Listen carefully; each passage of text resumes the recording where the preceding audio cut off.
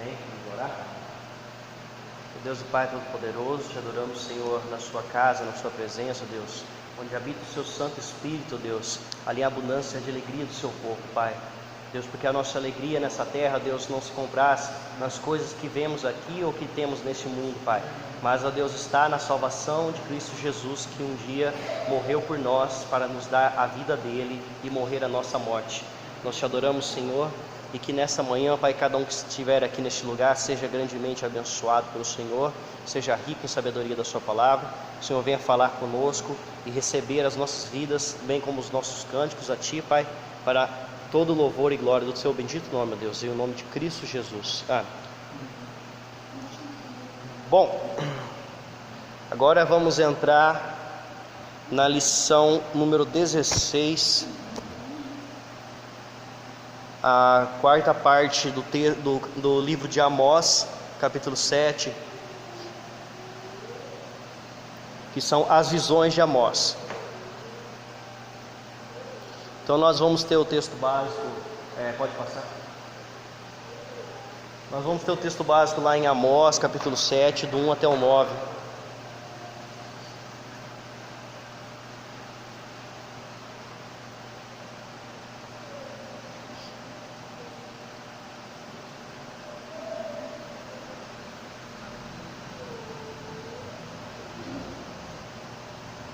Amém? Amós 7, do 1 ao 9.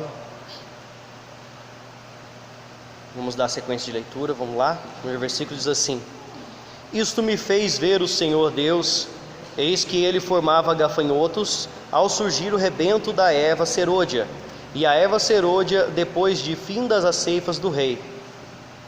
E aconteceu que, como eles tivessem comido completamente a erva da terra, eu disse: Senhor Jeová, perdoa.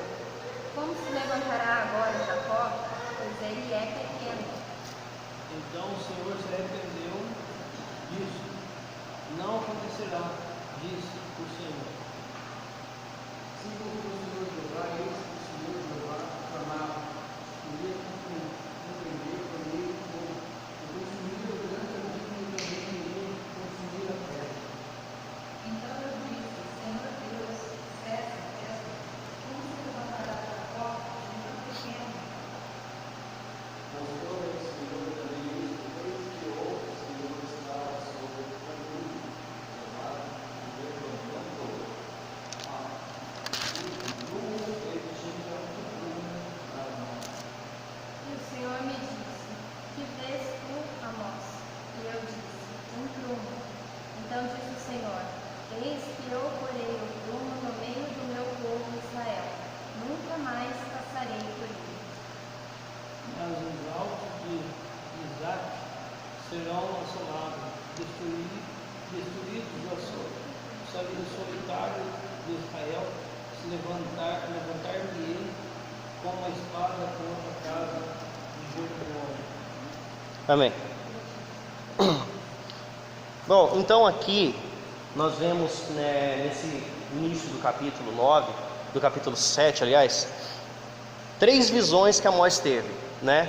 Do versículo 1 até o 3, uma, né? A visão dos gafanhotos. Do 4 até o 6, a visão do fogo. E do 7 ao 9, a visão do prumo. Vamos lá, pode passar aí. A primeira coisa que ele relata aqui: Isto me fez ver o Senhor, Deus, eis que formava. Deus, Ele mesmo formava. Então a primeira coisa que nós temos que identificar aqui no texto é o quê? Que quem formava os gafanhotos, eu não sei a forma, né, que ele estava vendo, se ele via Deus fazendo os gafanhotos e enviando os gafanhotos, né, com as próprias mãos, ou se ele via Deus chamando essa nuvem de gafanhotos. E ele agora vai começar a dar um detalhe de quão terrível é essa visão aqui. A gente tem que voltar na época e entender o porquê era tão ruim isso que estava acontecendo. Bom, então aqui o profeta vê o próprio Deus criando esses gafanhotos do tipo cortadores e enviando contra a colheita do seu povo. Ali a gente tem uma figura de um gafanhotinho bonitinho ali. E esse gafanhoto aqui, né, do hebraico, ele traduz como, do aramaico, aliás, ele traduz como cortadores. É uma espécie de gafanhoto cortador. É aquele gafanhoto que não é aquele grilinho bonitinho que faz cri-cri lá no meio do mato, né? É aquele gafanhoto que devasta, aquele gafanhoto que quando vem aquela nuvem, ele devora toda uma ceifa, toda uma plantação e não sobra nada. É esse tipo de gafanhoto que ele estava mostrando aqui, que ele estava falando aqui. E ele via esses gafanhotos surgindo num tempo que deixava isso terrível. Por quê? Porque é o momento, olha só, ele fala aqui, pode passar aí o slide? Ó, a época da praga. O que era mais pavoroso era o momento que ocorreria. Aqui diz, depois de findas as ceifas do rei. Então o que é isso? Depois de findas as ceifas do rei. Primeira colheita que o povo tinha, desde lá de Samuel, lá quando Deus falou para Samuel assim, olha, o seu povo, Samuel falou para Deus, meu povo quer um rei. Aí Deus fala para ele, olha, se o seu povo tiver um rei, vai ter que acontecer isso, isso, aquilo. O que era uma dessas coisas? Uma dessas coisas é que o povo teria que pagar tributo ao rei. Então a primeira ceifa, a primeira colheita era do rei. Então ele colhia, ele dava para o rei aquela safra, e aquele alimento que ele colhia, né, aquele pasto, tudo aquilo que ele colhia, ele geralmente alimentava os animais, né? E depois que ele alimentava os animais, né, depois dessa primeira safra, voltava a surgir novamente. Então, né, o rei tinha o direito da primeira safra da colheita que usava para os seus animais. Era um tributo pago a ele. Depois de colhida, voltava a surgir novamente. Então, a hora que surgiu essa erva serôdia, que era o nome dado a esse segundo tempo, né, quando voltava essa erva serôdia, era dado esse nome a essa segunda colheita, né? Então, surgiu essa erva serôdia, foi nessa época, nesse momento, que vieram os gafanhotos devoradores. Então por que era tão terrível para o povo? Porque o rei já tinha colhido, já tinha alimentado seus animais, então já não tinha mais nada, ele já tinha acabado com aquela safra dele. A segunda safra, que era para alimentar o povo, agora os gafanhotos vieram e devoraram tudo. Isso aqui são visões. Como nós vamos ver aqui, ela fala que essa visão não cumpriu. No versículo 3 nós vamos ver que ela não cumpriu, né? Então no versículo 2 diz assim: tendo eles comido toda a erva da terra, toda, acabou com tudo, não sobrou nada para o povo. Disse eu, Senhor, perdoa, rogo-te, como subsistirá Jacó? Pode passar aí.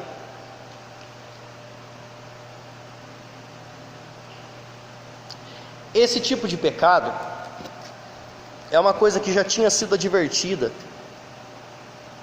e esse tipo de praga já tinha sido falado lá em Deuteronômio 28, do 41 ao 42. Vamos abrir aqui, vamos ler. Que é a praga dos gafanhotos.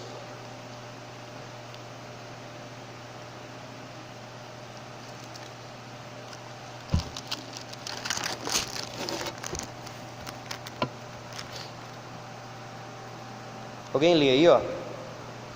Deuteronômio 28, 41 e 42. Um lê um e outro lê outro.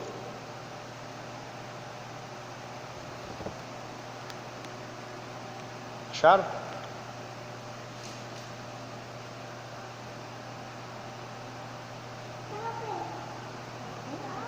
Filhos e filhas gerarás, porém não serão para ti, porque irão em cativeiro. 42.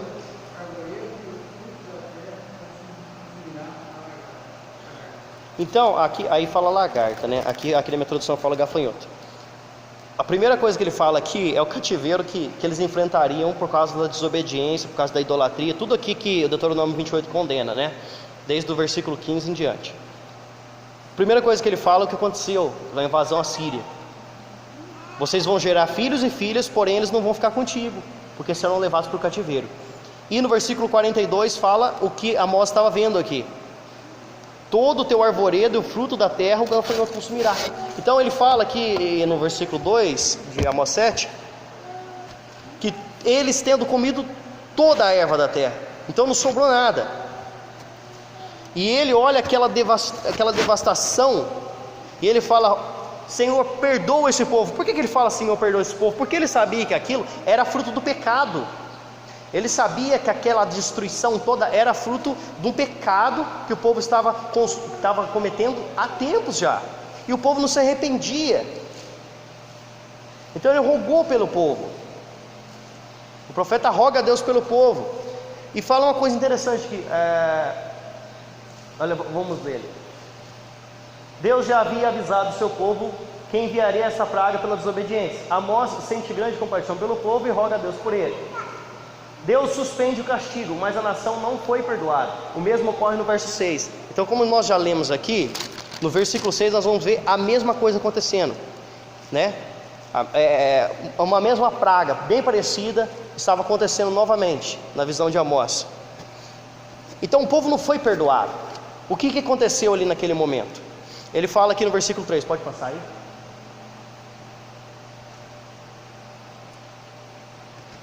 Então o Senhor se arrependeu disso, não acontecerá, disse o Senhor. Ora, mesmo sendo sabedor do merecimento do castigo, ele pede a Deus para que os poupe da praga, usando de dois argumentos. Primeira coisa que ele fala aqui é: como subsistirá Jacó? Bom, quando ele fala Jacó, né, ele também quer dizer o que? Israel. Israel, a nação. Jacó é os patriarcas que deixou o nome para a nação, né? Nação de Israel. Quando ele fala Israel, ele está se referindo ao que? A aliança de Deus com o povo. Esse é o seu povo, Deus. Como vai subsistir o seu povo? Então ele faz o que? Lembrado a Deus a aliança que ele tinha com o povo. Então o primeiro argumento de Amós é o que? Como subsistirá Jacó? Como subsistirá o seu povo, Senhor? Se o Senhor enviar uma praga dessa, vai acabar com tudo. Vai acabar com a comida, o povo não vai ter o que comer. Então o seu povo não vai aguentar. O povo de Israel não ia aguentar nenhuma invasão, né? Aquela invasão que viria, quanto mais Deus mesmo agindo contra eles, diretamente com a praga. Então esse é o primeiro argumento que ele usa. E o segundo argumento é: pois ele é pequeno. Então o povo que muitas vezes, como nós já vimos ali no capítulo 6:13, né, sobre Lodebar e sobre Carnaim, o povo se orgulhava muitas vezes, se vangloriava muitas vezes de conquistas pequenas que eles faziam, né? Conquistei a terra de Lodebar, conquistei a terra de Carnaim, aquele povo que o nome quer dizer chifre, quer dizer força, né? Que era uma coisa minúscula assim, né? Que era do tamanho a gente estava falando de Ubarana, era o tamanho de Ubarana o negócio, né? Tamanho da estiva, é um ovo, não tem ninguém lá. Era fácil conquistar o povo, não tinha nem exército. Né? Chega uma nação de Israel poderosa lá, destrói tudo lá, nós somos poderosos, mas era insignificante. Então ele fala: olha, esse povo é pequeno, esse povo é arrogante, é um povo pequeno, eles não têm condições de subsistir a uma praga dessa. Se acabar toda a colheita aqui, ele não tem mais o que fazer. Então, pode passar? Então aqui ele fala que Deus se arrependeu disso. Mas o que acontece aqui? A palavra de Deus fala que Deus não é homem para que minta, nem filho do homem para que se arrependa. Então esse arrependimento aqui que ele está falando é um dos termos que na Bíblia usa para descrever Deus, para a gente entender de forma mais simples. Por quê? Isso aqui vem da antropoformia, se eu não me engano. O que significa isso? É a comparação de Deus Espírito com o ser humano carne, né? Para a gente entender como que é Deus, para a gente assemelhar Deus a um homem, para a gente entender o que ele sente, o que ele faz, o que ele pensa. Então, quando fala as mãos de Deus, o braço forte de Deus, isso tudo é o que? Uma simbologia para o ser humano entender Deus de uma forma mais física, para você tentar materializar, né, aquilo. E aqui esse arrependimento na verdade, não é como arrependimento humano. O que é o arrependimento humano? O arrependimento humano, você comete um erro, né? Você comete um erro, você sente que aquilo não foi algo bom, você se arrepende daquilo, você sente até um remorso, e esse remorso às vezes, né, pode provocar uma mudança do seu caminho. Então essa seria uma explicação da palavra arrependimento aqui para o termo, mas na verdade Deus não se arrepende. Por quê? Aquilo tudo Deus estava mostrando para Amós, mas Deus não ia fazer aquilo. Deus estava mostrando para ele ia rogar a Deus pelo povo, e Deus ia deixar de fazer. Era um aviso. Deus já sabia que Amós ia rogar, e Deus já sabia que ele mesmo não ia fazer aquilo, né? Ele mesmo não ia fazer isso. Então isso tudo era parte do plano de Deus, né? Então quando ele fala ele se arrependeu, na verdade ele deixou de fazer aquilo que ele já não faria. Fala que Deus arrependeu do mal que faria e não fez. Então a misericórdia superou a ira, a vontade de fazer. Então isso tudo é uma coisa que Deus mostrou para Amós, mas que ele não faria. Ele já tinha isso que ele não faria, né? Já era parte do plano de Deus. Então pode passar, e já está bem explicado. Agora Deus dá outra visão para o profeta, do versículo 4 ao 6. Aí fala assim no 4: isso me mostrou o Senhor Deus, eis que o Senhor chamou o fogo para exercer a sua justiça. Este consumiu o grande abismo e devorava a terra, a herança do Senhor. Mas que coisa terrível, parece o Apocalipse isso aqui, né? Deus mandou fogo para exercer a justiça, tacando fogo na terra, está queimando tudo aqui, chuva serolha, né? Mas ele fala do abismo, mas que negócio é esse? Né? Não é bem por aí. A interpretação desse texto, na verdade, não é muito literal. É como quando Daniel fala da visão dos carneiros, ele não quer dizer um carneiro, ele não quer dizer um bode, é que ele não tinha muito como comparar aquilo que estava acontecendo, então foi o mais próximo que ele usou, né? E aqui ele fala de um fogo, mas não é fogo literalmente, é uma seca, algo abrasador, quente. Por quê? Porque aquilo foi uma seca tão brava, né, que acabou com um grande abismo. Esse abismo aqui, na verdade, é um rio, água, que depois se secou virou um buraco, né? Uma lagoa. Então, além de ser uma seca terrível que secou todos os rios de Israel, na visão, ela também acabou com os lençóis freáticos, acabou com tudo, né? Acabou com os bolsões de água, acabou com tudo que tinha embaixo da terra. Então ficou sem água. Era muito pior do que a visão anterior. Na visão anterior, os gafanhotos devoraram o que estava sobre a terra, mas não fala que eles, né, acabou com a água. Mas aqui acabou a água, secou, não tinha chuva, era um calor terrível, uma seca terrível, que já aconteceu várias vezes no passado, profetizado, né? 3 anos de seca, 7 anos de seca. Por quê? Porque isso tudo era para exercer a justiça de Deus. É por isso que ele fala que o fogo veio para exercer a sua justiça. A nação de Israel, né, nesse período aqui, como nós já vimos nos capítulos anteriores, enfrentava um problema social terrível, que os juízes eram comprados, né, pelos ricos para exercer justiça injusta contra os pobres. Nada muito diferente do que acontece hoje. Então, já que os juízes de Israel não exerciam justiça corretamente, então Deus mandou um fogo para exercer a justiça, né? Mandou uma seca, um período de seca para exercer essa justiça. Então, aqui o fogo se refere a uma seca escaldante, que secou todos os rios e o abismo, as fontes subterrâneas. Então a visão, não havia mais água em Israel, sendo assim uma praga muito pior do que a anterior. Aí ele fala que devorando a herança do Senhor. O que é a herança do Senhor? É o povo dele, né? O povo de Deus é a herança de Deus. Então, devorando a nação de Israel, essa seca, né? Estava acabando com o povo. O profeta não apela mais para perdão aqui. No versículo 2, nós lemos o que ele fala: Senhor Deus, perdoa, rogo-te. Agora ele não pede perdão para Deus. Olha no versículo 5 que ele fala: então disse eu, Senhor, cessa agora. Ele fala: Senhor, para. porque vai acabar com esse povo. Mas ele não pede mais para Deus: ô Senhor, perdoa esse povo. Porque o que ele estava vendo? Ele estava vendo que aquele pecado que o povo cometia não era uma coisa... Obrigado. Aquele pecado que o povo estava cometendo não era uma coisa que aconteceu de uma hora para outra. Não foi uma coisa que eles cometeram. É uma coisa que já levava anos. Era muito tempo de idolatria, né? De adoração ao bezerro nos lugares de onde era para adorar a Deus. Era muito tempo de problema social, né? De juízes injustos. Era muito tempo de rei roubando as famílias, roubando as casas, né? De penhores que eles faziam com os povos. Os povos penhoravam a capa, não devolviam a capa para eles dormir à noite. Então era um período grande já.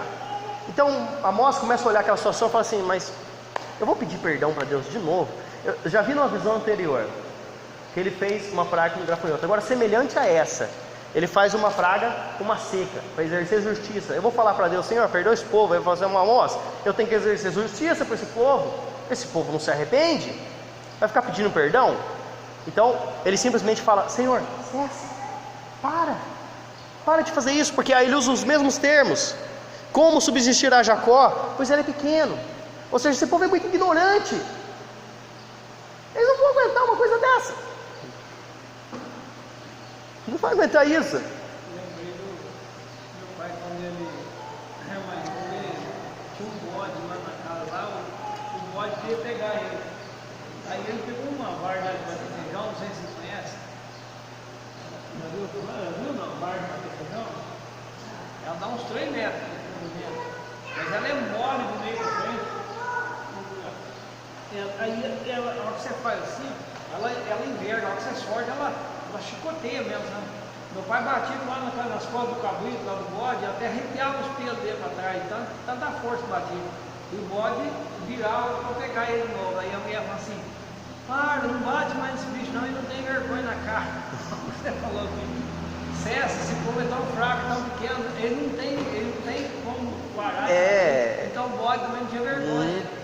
Ele matava o bode, mas o bode não parava. É bem isso mesmo. Israel já tinha passado por vários castigos.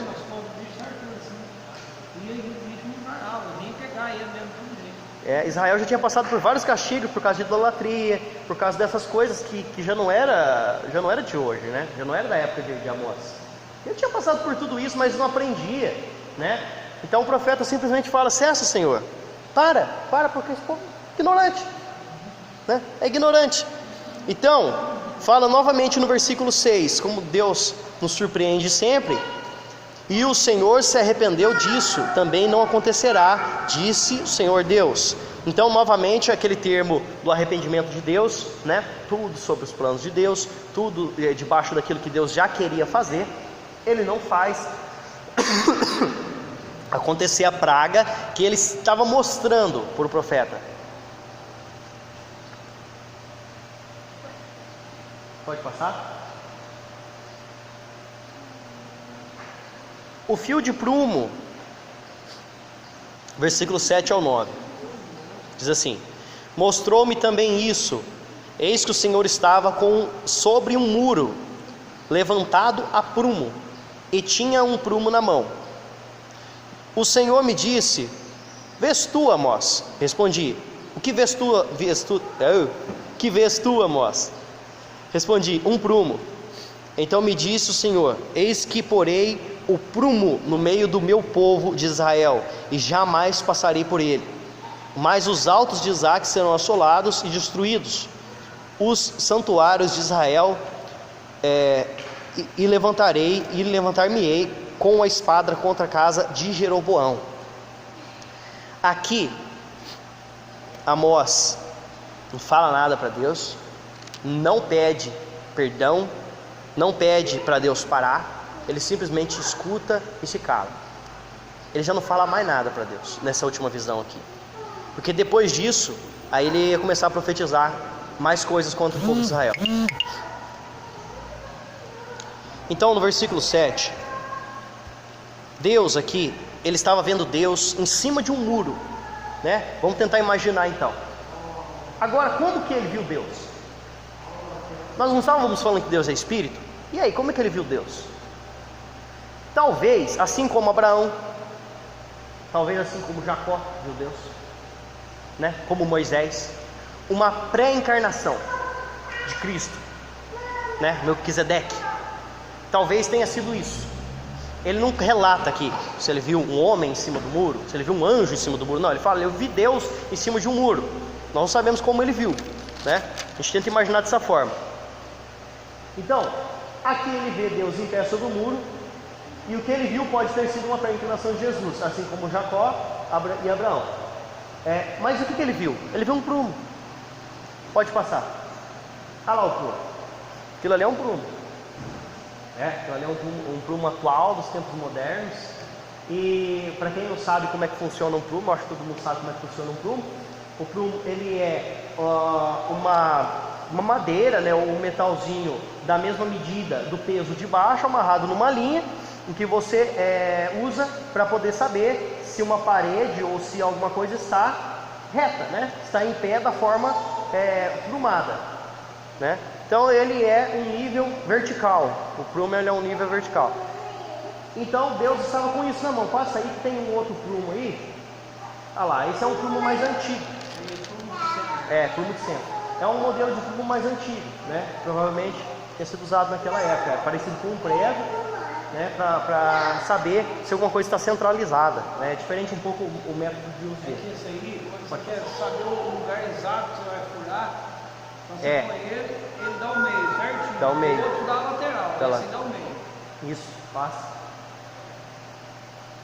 Então, imaginando Deus o quê? Como um engenheiro verificando aquela construção, aquela obra. E o profeta diz que o muro fora construído o quê? A prumo. Olha só o que ele fala aqui. Estava sobre um muro levantado a prumo. Então o muro estava correto. O muro estava certo. Ele tinha sido levantado. Quando ele foi levantado, ele tinha sido levantado a prumo. E Deus foi lá verificar a obra depois de um certo tempo.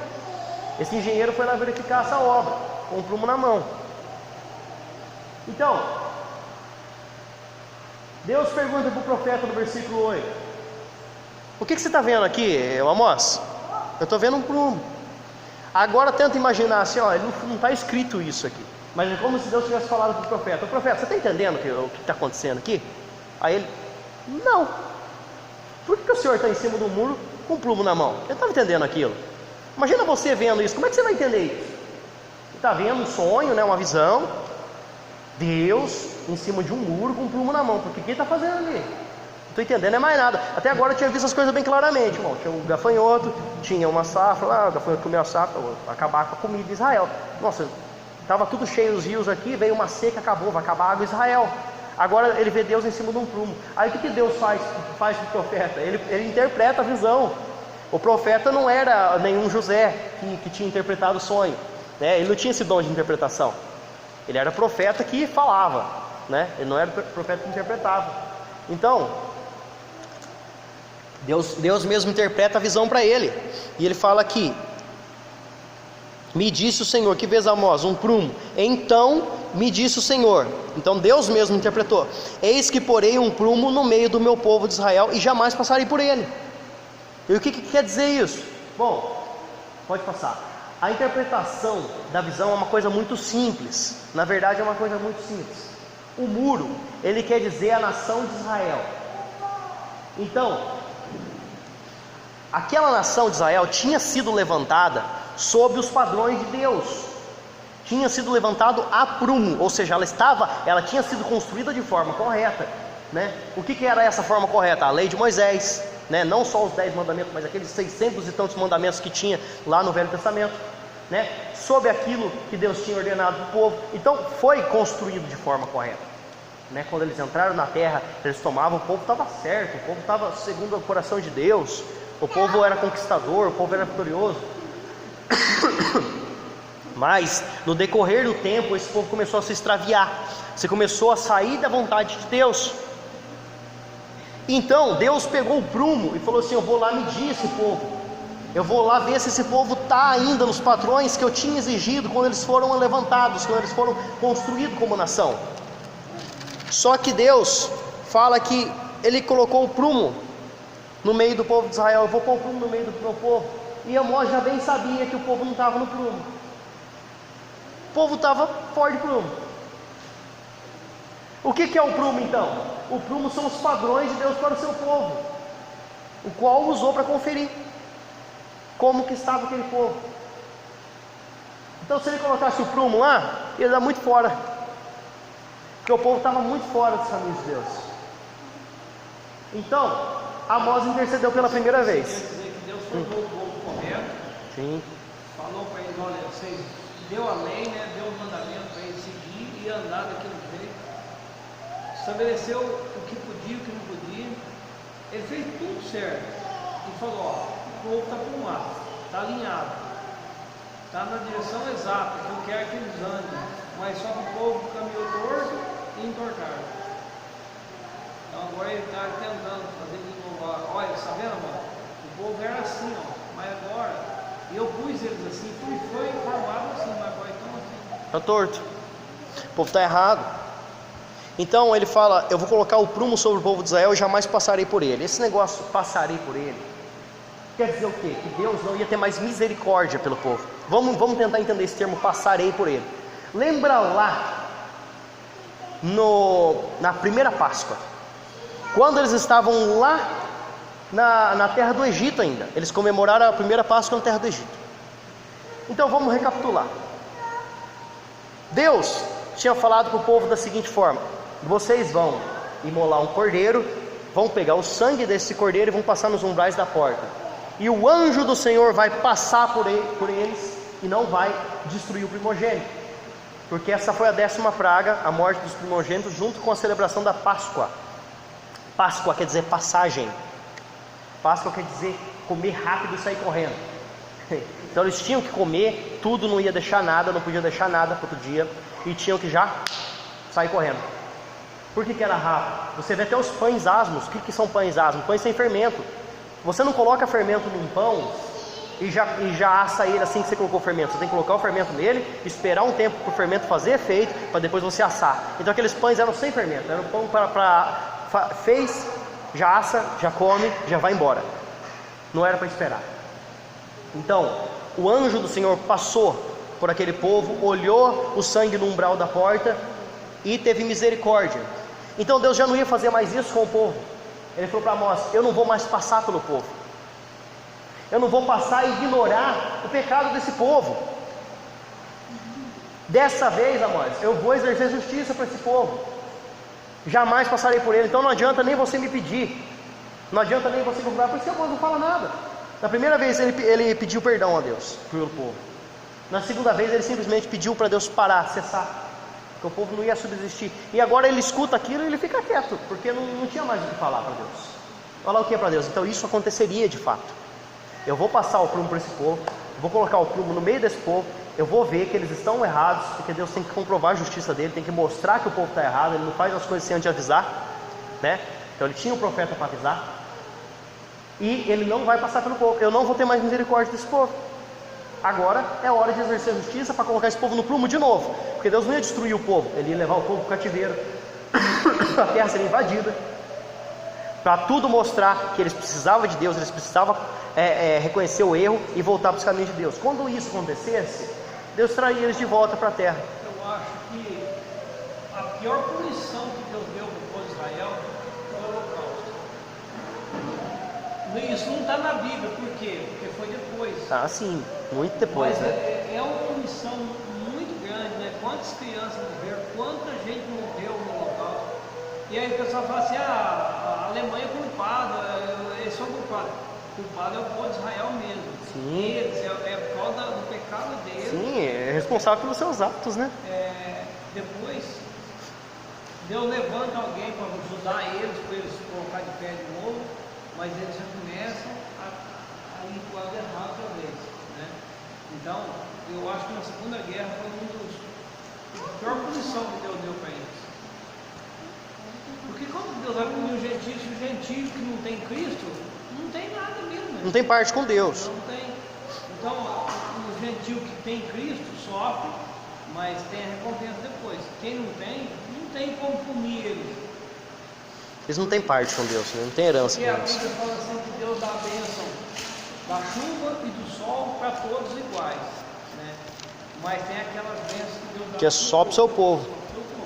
E tem aquela punição que Ele dá só para o povo dele. Sim, para corrigir o povo, né? Então eu creio que Pode passar. essa do Holocausto foi uma das maiores punições que eles receberam. No versículo 9, para a gente terminar, ele fala que: mas os altos de Isaac serão assolados e destruídos. Os santuários de Israel levantar-me-ei com espada contra a casa.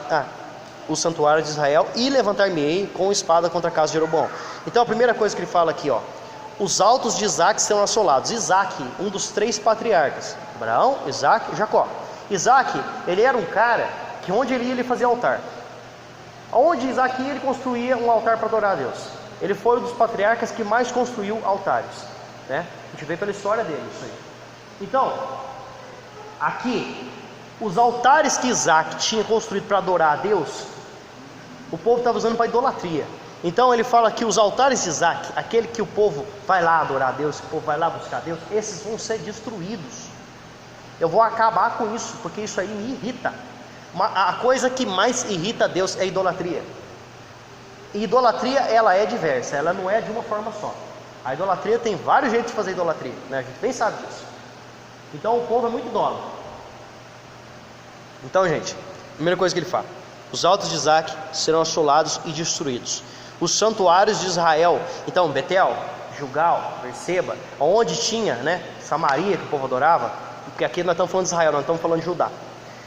Onde o povo adorava, isso vai ser destruído. Porque nós já vimos, né, toda a idolatria que eles faziam naqueles lugares. Lá estava adorando a Deus, mas estava adorando ao diabo, estava adorando ao bezerro de ouro. Então,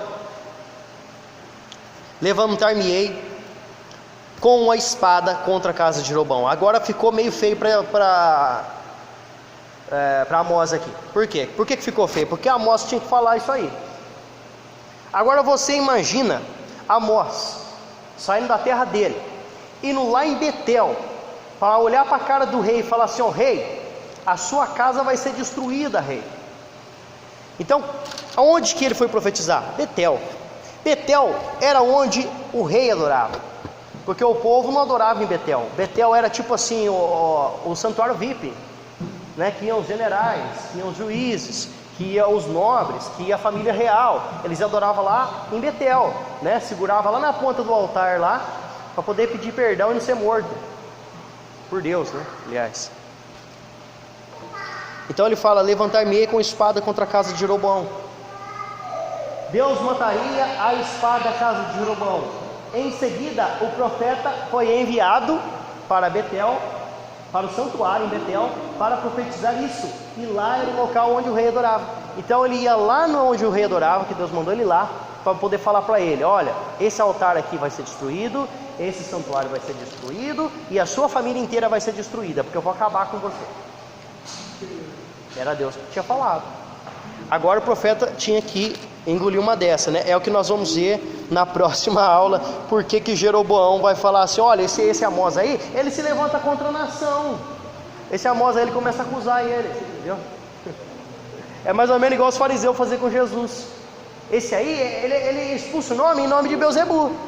Ah, é? Aí Jesus fala para ele: claro, eu expulso o demônio em nome de Beelzebu. Se o inferno tivesse dividido, como você está falando que ele está dividido aí, ele não prosperaria. Mas é fato que o inferno prospera, porque casa dividida não prospera. Mas prospera, o inferno prospera. E se eu expulsasse em nome de Beelzebu, como é que o demônio expulsa outro demônio? Não é bem assim. Então eu sou de Deus, eu expulso em nome de Deus. Se vocês fossem filhos de Abraão, vocês fariam a obra que Abraão fez. Uhum. Mas Abraão fez a obra boa, a obra de Deus, mas ele não fazia, né? É a mesma coisa, né? A mesma coisa. Esse povo tentava se enganar. Eles eram os hipócritas. Como eram os fariseus? Eram hipócritas. Eles tentavam enganar eles, tentavam enganar Deus, eles tentavam enganar os profetas, falando que estava adorando a Deus, mas estava fazendo idolatria, né? Então, é isso aí que nós encerramos aqui hoje. É por aqui. 3 visões: uma dos gafanhotos, uma da seca e uma do prumo, ou seja, dos padrões de Deus. Perdão, Senhor, pare, e o terceiro já nem fala mais nada. Então Deus tinha que exercer justiça para esse povo aprender. E vai acontecer isso também. Deus está guardando. Por que não acontece muitas vezes julgamento contra o povo de Deus, né? Por quê? Porque Deus está no período de misericórdia com a igreja hoje. A igreja está no período da graça, de misericórdia. Quando que isso acaba? Lá no julgamento do grande trono de Deus. Lá no último, vamos dizer assim, no fim do mundo, no último dia, né? Aí o povo tudo vai ser julgado pelas suas ações, seus atos. Não pense a igreja que o povo não vai ser julgado. Não pense a igreja que não vai ter punição pelo pecado. Tem que andar de forma correta com Deus. Não é porque ele não está mandando vir a Síria invadir o Brasil aqui, levar a igreja em cativeiro, que Deus não vai exercer justiça contra o povo, né? Então fica por aqui essa lição. Deus abençoe a todos. Ótimo domingo.